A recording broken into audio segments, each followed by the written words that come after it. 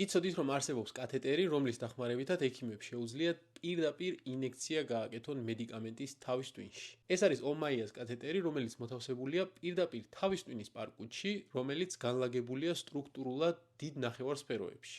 აქამდე თუ თქვენთვის უცნობი იყო, თავის ტვინში არსებობს პარკუჭების სისტემა, რომელშიც თავზურტვინის სითხე განუწყვეტლივ ცირკულირებს. ის კი უზრუნველყოფს თავის ტვინში ფუნქციონირების შედეგად წარმოქმნილი სხვადასხვა მეტაბოლიტების და ნივთიერების ტრანსპორტირებას და თავის ტვინამდე მნიშვნელოვანი ნივთიერებების, როგორც არის მაგალითად გლუკოზა და ელექტროლიტები, მათ ტრანსპორტირებას. მოკლედ რომ ვთქვათ, თავზურტვინის სითხე თავის ტვინისა და ზურგის ტვინის ქიმიურ სტაბილურობას უზრუნველყოფს. თავზურტვინის სითხეში მოთავსებული კათეტერი კი, რომელიც ვიდეოს დასაწყისში გაჩვენეთ, გამოიყენება იმისთვის, რომ პირდაპირ მოხდეს ინექცია მედიკამენტის თავის ტვინში. ეს კი საჭიროა მაშინ, როდესაც მაგალითად თავის ტვინის გარსებში სხვადასხვა ავთვისებიანი პროცესების შედეგად მეტასტაზები ჩნდება. ან მაგალითად ცენტრალური ნერვული სისტემის რთულ ინფექციებში, რომელთა მკურნალობაც უბრალოდ ინტრავენური, ანუ ვენაში ინექციით შეყვანილი ანტიბიოტიკის შედეგად ვერ კონტროლირდება. ან მაგალითად პაციენტებში, რომელთაც რეგულარულად ჭირდებათ ამ თავზურტვინის სითხის გამოკვლევა, ანუ ლიქვორის პუნქცია. ეს პროცედურა კი, ვისაც ერთხელ მაინც გაუკეთებია, ემახსოვრება რამხელა დისკომფორტთან არის დაკავშირებული, შესაბამისად,